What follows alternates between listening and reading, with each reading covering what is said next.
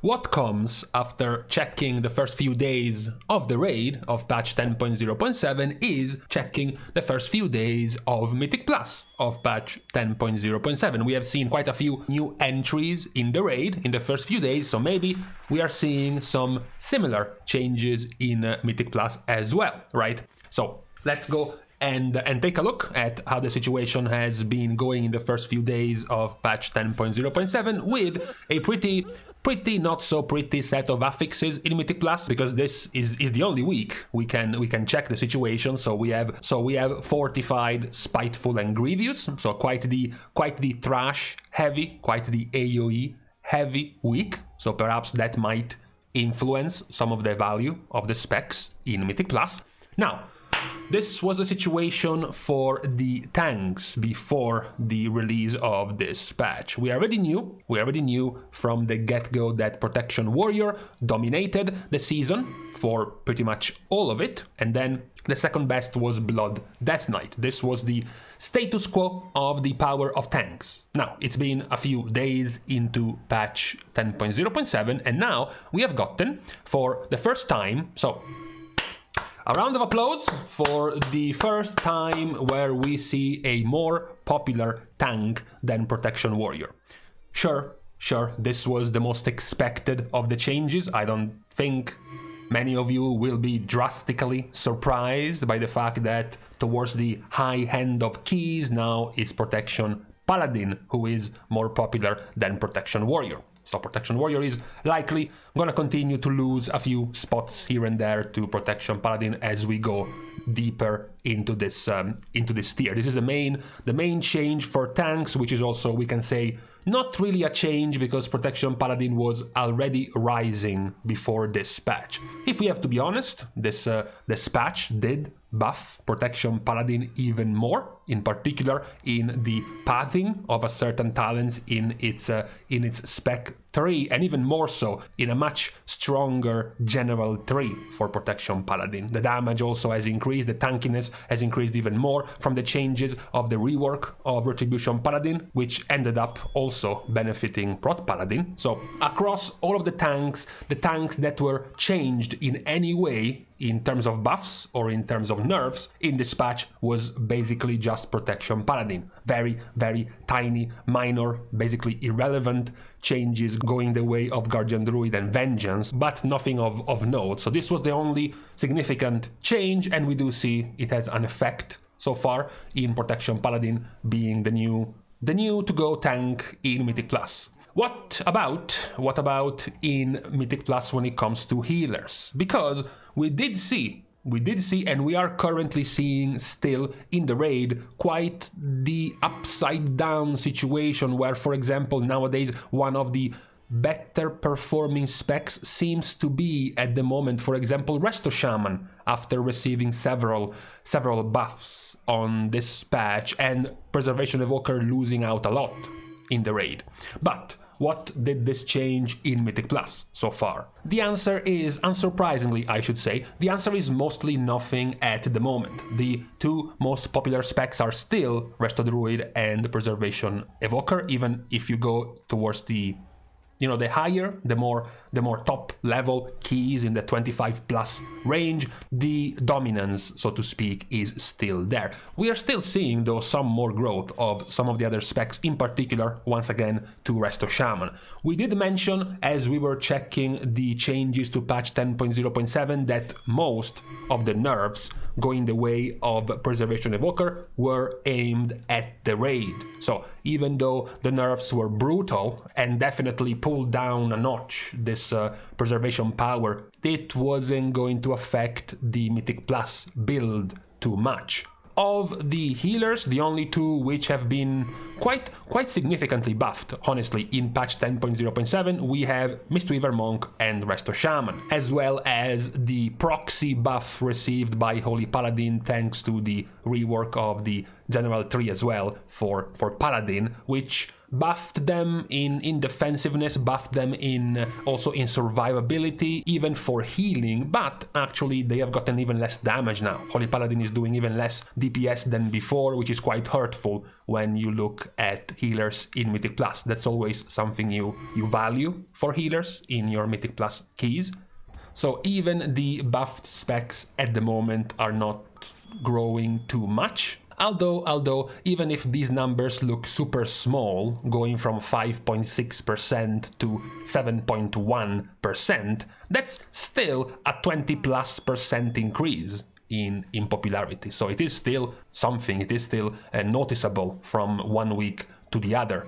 Onwards to the melee DPS, because the melee DPS did receive a handful of changes in 10.0.7, but honestly, they have been the least changed role overall.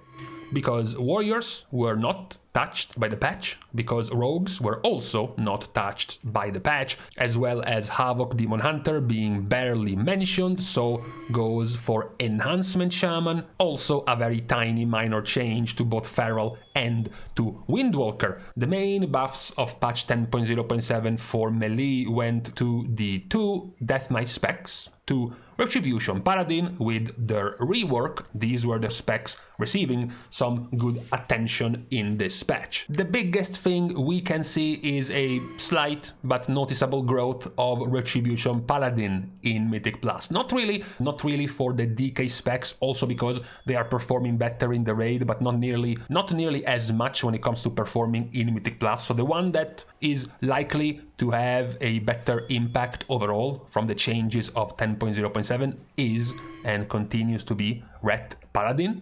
Although as usual, it's not that you can see too much from just 2-3 days of the season, so there is still room to see more of the changes given to this spec, since this is the one that has been changed by far the most out of all of the other specs receiving changes in 10.0.7. Meanwhile, now we move upside down, because while the melee DPS are the ones who were changed the least, the range DPS are the ones who received the largest amount of changes, because both of the hunter specs have received buffs, because all 3 of the warlock specs received buffs as well as, but that's not as important, elemental shaman getting some changes to the general tree of shaman, but not really affecting too much their damage. So from just a few days, we see that the hunters, as usual, being very fickle with their decisions. They just swapped from marksmanship to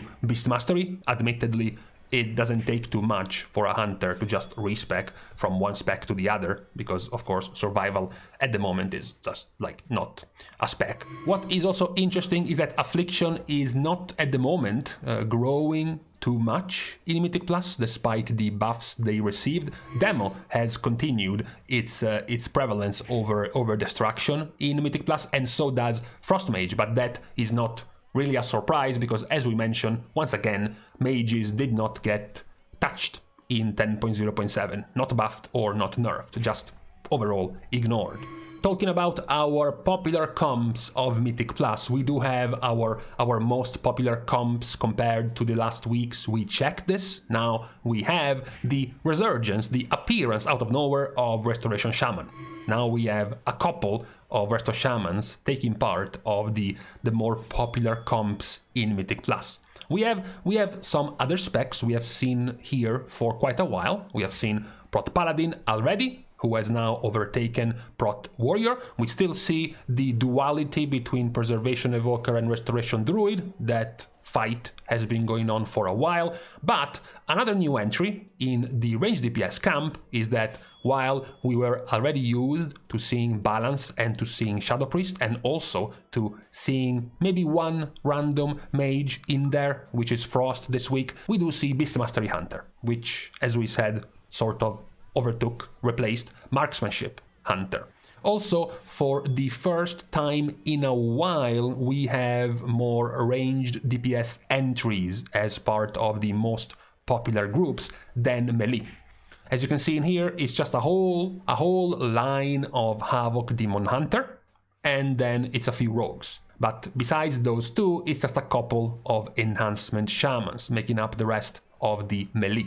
So we do have an advantage for the range DPS in Mythic Plus for the most popular groups in what seems like a while. You know, we were used in seeing these type of popular comps with a whole slew of Havoc Demon Hunters, Windwalker monks, all sorts of rogues, enhancement shamans, and now instead the tide is turning a bit in favor of the range DPS. We can close our rapid fire update on the first few days of Mythic Plus of patch 10.0.7 with something that is quite interesting to look at, albeit ultimately useless, which is the success rate of specs in Mythic Plus in these first few days of this new week of the new patch. Funnily enough, we do see Affliction Warlock and Destruction Warlock, two of the newly buffed specs, being quite high in success rate, while one of the other buffed specs, Demolock, being actually upside down all the way towards the bottom. Another one of the buffed specs, perhaps quite surprisingly, because you would expect many Flavor of the Month re-rollers to flock to Red Paladin and also be awful at Red, actually looks like Red Paladin is doing quite well as well in these first few days of the new patch. But with all said and done, when you look at all of this, of course, it's going to be much harder to see many of the changes as cleanly as you can in the raid. Because in the raid you can say, hey look, these were the top DPS logs in AoE before the patch. And these are the top DPS logs in AoE after the patch, right? It's very clean, it's very simple, and very easy to notice all of these changes. But when it comes to Mythic Plus, of course, it takes a little bit more time. There are way more entries, way more players into Mythic Plus, so it takes a little bit more time to start noticing some of the changes in player base, some of the changes in performance of the specs. Sometimes it takes a long time to realize a certain spec is much stronger or much weaker than it appeared to be. So for now, this is what has emerged from the situation in Mythic Plus in the first few days of patch 10.0.7.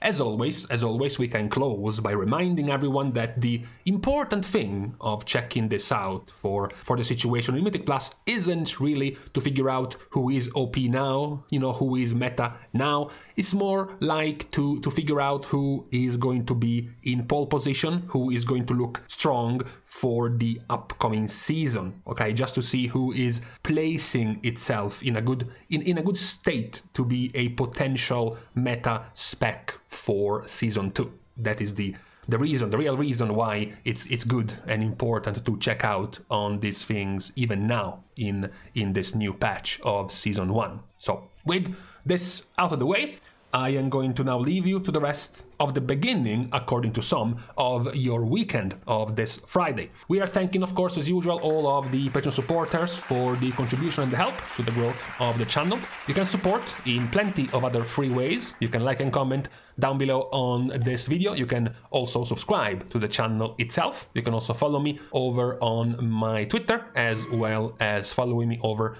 on my stream on Twitch. So with this out of the way, thank you guys again for watching. See you guys soon, and in the meantime, yeah man, interactive gameplay. That's been really fun to heal in the raid, running in a circle and letting the stones do a fourth of my healing. Good one, Blizzard.